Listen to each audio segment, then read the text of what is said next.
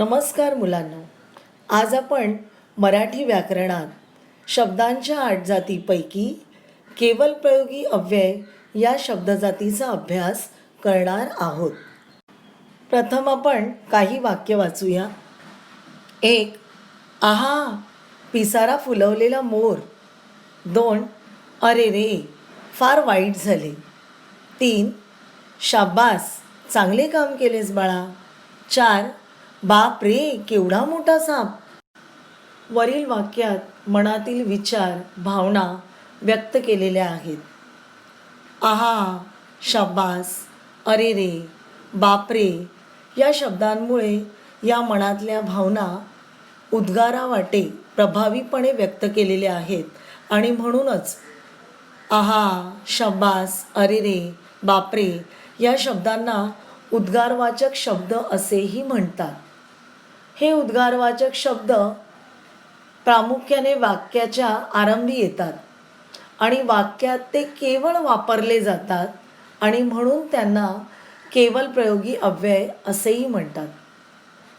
म्हणजेच मुलांनो, आपल्या मनातील विचार, भावना व्यक्त करण्यासाठी आश्चर्य, दुःख, भीती, कौतुक व्यक्त करण्यासाठी वापरल्या जाणाऱ्या शब्दांना केवलप्रयोगी अव्यय असे म्हणतात.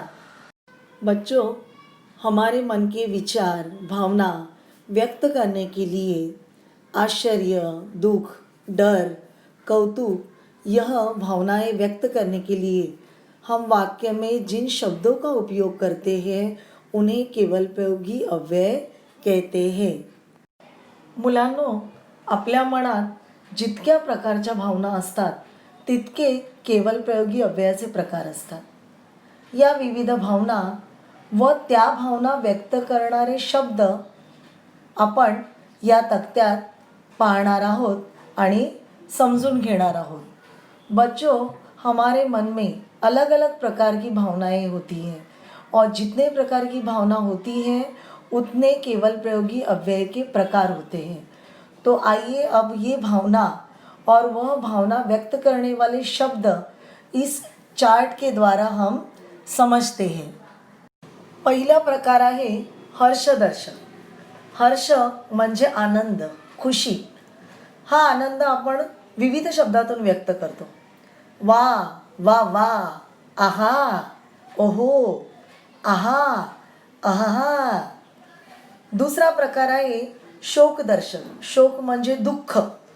हे दुःख, शोक आपण पुढील शब्दातून व्यक्त करतो. अरे रे, आई, अगई, हाय हाय, हाय. तिसरा प्रकार आहे आश्चर्यकारक. आपण पुढील शब्दातून आश्चर्य व्यक्त करतो. ओहो, अबब, बाप रे, आहा, अरेच्चा. प्रशंसादर्शक. प्रशंसा यानी स्तुती. स्तुती आपण पुढील शब्दातून व्यक्त करतो. शाब्बास, भले, वा वा, छान, ठीक, पक्कड, खाशी. संमतीदर्शक. संमतीदर्शक म्हणजे अनुमतीदर्शक. आपण पुढील शब्दातून संमती दर्शवतो. हां, जी, जी हां, ठीक, बरं आहे, हां, अच्छा. विरोधी दर्शक. विरोधी दर्शक म्हणजे आपली नामंजुरी आपण त्याच्यातून दर्शवतो. छे, छट, हट,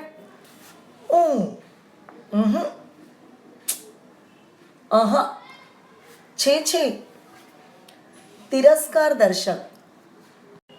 तिरस्कार म्हणजे एखाद्याबद्दल जळणे, जलन होणं.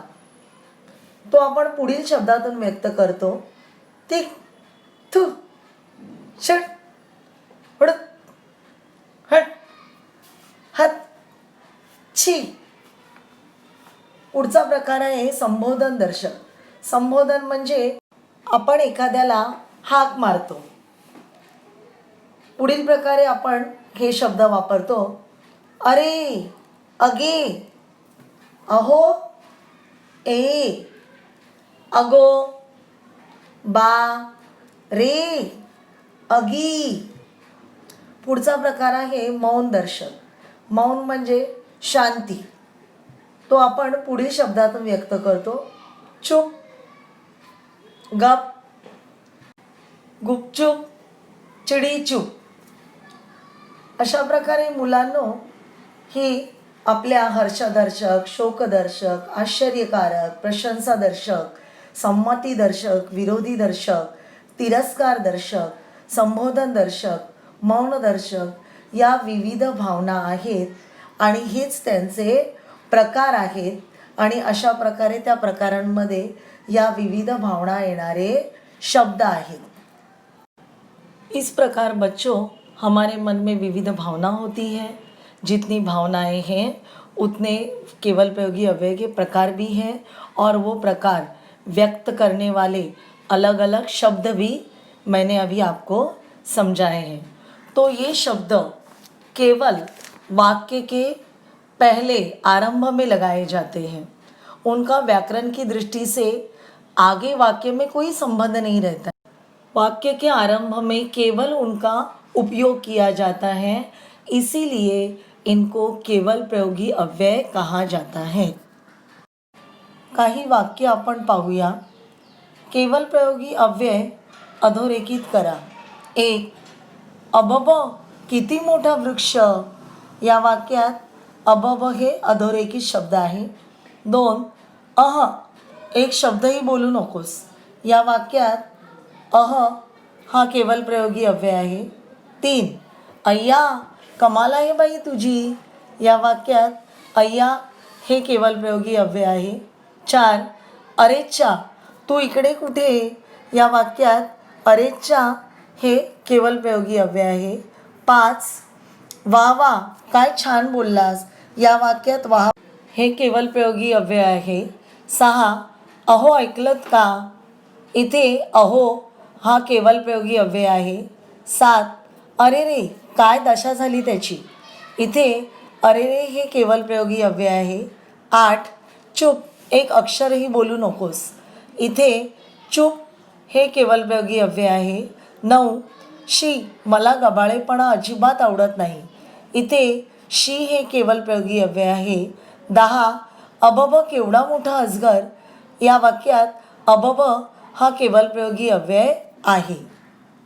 धन्यवाद.